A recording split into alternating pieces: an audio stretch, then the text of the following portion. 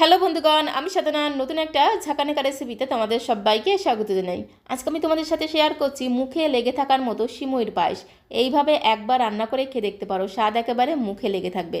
রেসিপিটি বানানোর জন্য এখানে আমি নিয়েছি 15 টাকা দামের এক প্যাকেট সিমুই। তবে পুরোটা আমি রান্না করব না, এখান থেকে আমি কিছুটা সিমুই তুলে রেখে দেবো।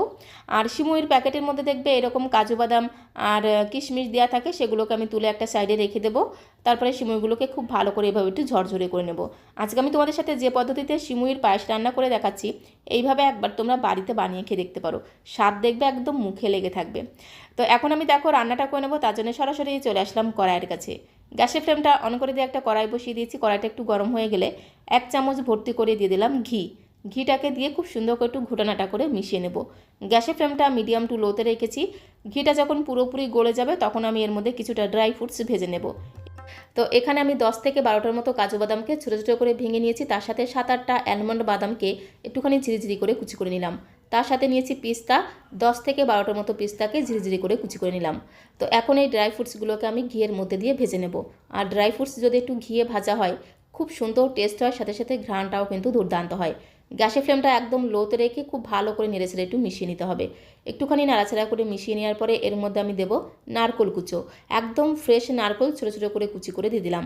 তোমাদের কাছে যদি শুকনো নারকোল থাকে তোমরা শুকনো নারকোলও কিন্তু কুচি করে দিতে পারো। তার সাথে দিয়ে দিলাম বেশ কয়েকটা কিশমিশ। এবারে গ্যাসের ফ্লেমটা একদম লোতে রেখে একটুখানি নাড়াচাড়া করে হালকা করে ভেজে নিতে হবে। তো দেখো গ্যাসের ফ্লেমটা একদম লোতে রেখে বেশ কিছু সময় ধরে একটু নাড়াচাড়া করে ড্রাই ফ্রুটসগুলোকে একটু হালকা করে ভেজে নিয়েছি। ড্রাই ফ্রুটসগুলোকে কিন্তু খুব বেশি লালচে করে ভাজবো না, তাহলে ড্রাই ফ্রুটসের যে আসল টেস্ট সেই টেস্টটাই কিন্তু নষ্ট হয়ে যাবে। জাস্ট এরকম করে একটু হালকা করে ভেজে নিতে হবে। তারপরে দেখো এখন একটা পাত্রের মধ্যে আমি তুলে নেব। তো এখন আমি এই কড়াইতে দিয়ে দেবো চিনি। এখানে দেখো আমি হাফ বাটির থেকে একটু বেশি পরিমাণে চিনি নিয়েছি। সেখান থেকে অর্ধেকটা পরিমাণে চিনি আমি কড়াইতে দিলাম, আর বাকি অর্ধেকটা রেখে দিলাম, এটা আমি পরে ব্যবহার করব। কড়াইতে আমি 5 থেকে 6 চামচের মতো চিনি দিলাম। চিনির একটা ক্যারামেল তৈরি করব, তার জন্য চিনিটাকে এইভাবে কিন্তু রেখে দিতে হবে, নাড়াচাড়া করা যাবে না। গ্যাসের ফ্লেমটা একদম লোতে রেখে এইভাবে রেখে দিলে দেখবে আস্তে আস্তে চিনিটা গলতে শুরু করবে, আর চিনির মধ্যে খুব সুন্দর একটা লালচে রং ধরতে শুরু করবে। তো দেখো আস্তে আস্তে কিন্তু চিনিটা গলতে শুরু করেছে, আর চিনির মধ্যে দেখো কত সুন্দর একটা লালচে রং ধরেছে। চিনির মধ্যে যখন এরকম খুব সুন্দর একটা লালচে রং ধরবে, তারপরে চিনিটাকে খুব সুন্দর করে নাড়াচাড়া করে মিশিয়ে নিতে হবে।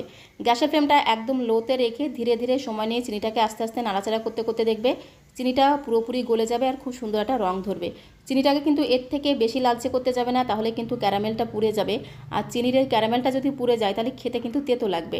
তো যখন একটু লালচে রং ধরবে আর চিনিটা পুরোপুরি গলে যাবে, তখন এর মধ্যে সামান্য পরিমাণে দিয়ে দিতে হবে একটু জল। হাফ কাপের মতো জল দিয়ে দিলাম। হাফ কাপের মতো জল দিয়ে খুব ভালো করে একটু মিশিয়ে নিতে হবে। চিনির এই ক্যারামেলটা দেখবে একদমই কিন্তু চিটচিটে হয়ে যাবে। কন্টিনিউ এইভাবে নাড়াচাড়া করতে করতে আস্তে আস্তে দেখবে এটা কিন্তু আবার গলতে শুরু করবে। তো পুরোপুরি এটাকে একটু গলিয়ে নিতে হবে। গ্যাসের ফ্লেমটা একদম লোতে রেখে একটু ধীরে ধীরে সময় নিয়ে চিনির এই ক্যারামেলটাকে তৈরি করে নিতে হবে। তো দেখো চিনির ক্যারামেলটা কিন্তু পুরোপুরি তৈরি হয়ে গেছে। আর এইভাবে যদি চিনির ক্যারামেল তৈরি করে সিমুইর পায়েস রান্না করা হয়, দেখবে পায়েসের কালারটা কিন্তু দুর্দান্ত হয়। তার সাথে ঘ্রাণটাও কিন্তু ভীষণ সুন্দর হয়, খুব সুন্দর একটা ঘ্রাণ হয়, আর খেতেও কিন্তু দারুণ টেস্টি হয়, বেশ অন্যরকম খেতে লাগে। তো এই সময় ক্যারামেলের মধ্যে দিতে হবে বড় চামচের হাফ চামচ ঘি। একটু ঘি দিলে দেখবে পায়েসের গন্ধটা আরও বেশি দুর্দান্ত হবে। তারপরে গ্যাসের ফ্লেমটা একদম লোতে রেখে এর মধ্যে আমি হাফ লিটারের থেকে একটু বেশি পরিমাণে দিয়ে দিলাম দুধ। আমি এখানে প্যাকেটের দুধটা ব্যবহার করলাম। তো দুধটাকে দিয়ে খুব ভালো করে একটু মিশিয়ে নিতে হবে। আর কালারটা দেখো কত সুন্দর হয়েছে, যার কারণে কিন্তু পায়েসের কালারটাও দুর্দান্ত হবে। তো দুধটাকে দিয়ে ক্যারামেলের সাথে খুব ভালো করে ঘোটানাটা করে মিশিয়ে নিতে হবে। তারপরে দুধটাকে বেশ কিছু সময় ধরে একটু ফুটতে দিতে হবে। দুধটা ওইদিকে একটু ফুটতে থাক, ততক্ষণে গ্যাসের অন্য একটা ওভেনে আমি একটা প্যান বসিয়ে দিয়েছি। প্যানটা যখন একটুখানি গরম হয়ে যাবে, প্যানের মধ্যে আমি এই বড় চামচের 1.5 চামচ ভর্তি করে দিয়ে দেবো ঘি। ঘিয়ের পরিমাণটা একটু বেশি দিয়ে যদি সিমুইটাকে ভাজা হয়, তাহলে দেখবে সিমুইর পায়েসটা খেতে দারুণ টেস্ট হবে। তো বড় চামচের 1.5 চামচের মতো ঘি আমি দিয়ে দিলাম। এবারে ঘিটাকে খুব ভালো করে ঘোটানাটা করে প্রথমে একটু ঘিটাকে গলিয়ে নিতে হবে। ঘিটা যখন পুরোপুরি গলে যাবে, তারপরে আমি এর মধ্যে সিমুইটা দিয়ে দেবো। তো বন্ধুগণ, এখন যেহেতু রমজান মাস চলছে, রমজানের স্পেশাল এইভাবে একবার সিমুইর পায়েস বানিয়ে খেয়ে দেখতে পারো। খেতে এতটাই টেস্টি হয় যে এর স্বাদ মুখে লেগে থাকবে। একদম যাকে বলে স্বাদে গন্ধে ভরপুর, দারুণ টেস্টি হয়। তো দেখো এর মধ্যে আমি সিমুইটা দিয়ে দিলাম। 1 প্যাকেট সিমুই নিয়েছিলাম, পুরোটা সিমুই আমি দিইনি, এখান থেকে 2 চামচের মতো সিমুই আমি তুলে রেখেছি। আর বাদ বাকি সিমুইটা আমি দিয়ে এইভাবে ঘিয়ের সাথে উল্টে পাল্টে খুব ভালো করে সিমুইটাকে জাস্ট 2 থেকে 3 মিনিট একটু ভেজে নেব। গ্যাসের ফ্লেমটা মিডিয়াম টু লোতে রেখে উল্টে পাল্টে সিমুইটাকে 2 থেকে 3 মিনিট সময় ধরে একটু হালকা করে ভেজে নিলে সিমুইয়ের পায়েসটা খেতে আরও বেশি টেস্টি হবে। সিমুইটাকে ভেজে নিয়েছি, গ্যাসের ফ্লেমটা বন্ধ করে দিয়ে একটা সাইডে আমি রেখে দিলাম। আর এদিকে দেখো দুধটাও কিন্তু খুব সুন্দরভাবে ফুটে গিয়ে বেশ অনেকটা ঘন হয়ে গেছে।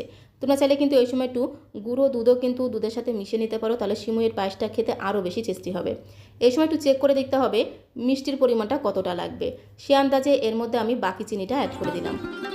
হাফ বাটির থেকে একটু বেশি পরিমাণে চিনি নিয়েছিলাম, সেখান থেকে অর্ধেকটা পরিমাণে চিনি কড়াইতে দিয়ে আমি ক্যারামেল তৈরি করে নিয়েছিলাম, আর বাকি অর্ধেকটা চিনি আমি এখন দিয়ে দিলাম। তবে মিষ্টির পরিমাণটা তোমরা যে যেমন মিষ্টি খেতে পছন্দ করো এই সময় সেই আন্দাজে চিনিটা অ্যাড করে দেবে। চিনিটাকে দিয়ে খুব ভালো করে একটু ঘোটানাটা করে মিশিয়ে নিলাম। তো তারপর আমি এর মধ্যে আগে থেকে ভেজে রাখা সিমুইটা দিয়ে দিলাম।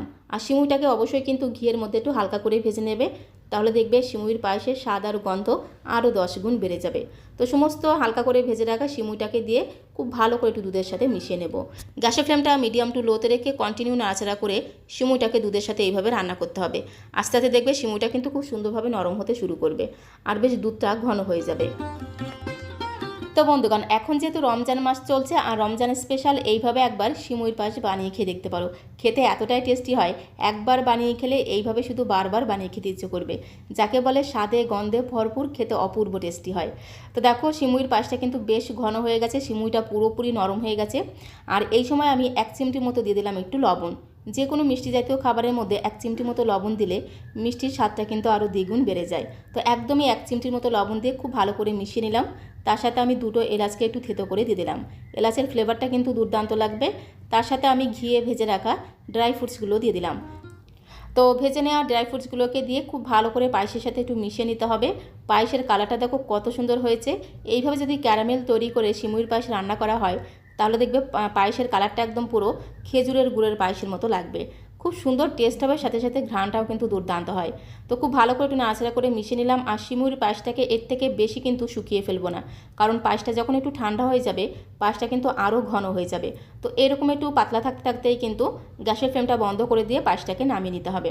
তো দেখো স্বাদে গন্ধে ভরপুর দারুণ টেস্টি সিমুইর পায়েসটা কিন্তু একদমই রেডি হয়ে গেছে। গ্যাসের ফ্লেমটা বন্ধ করে দিয়ে এখন একটা বোলের মধ্যে আমি সার্ভ করে দেবো।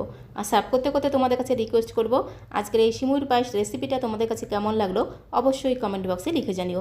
ভালো লাগলে একটা লাইক আর শেয়ার করে দেওয়ার অনুরোধ রইল।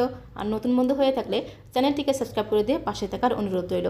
তাহলে যখন এরকম সুন্দর সুন্দর নতুন নতুন রেসিপি আপলোড করব সঙ্গে সঙ্গে নোটিফিকেশন আগে তোমার কাছে পৌঁছে যাবে। আজকের মতো এই পর্যন্ত, সবাইকে অসংখ্য ধন্যবাদ।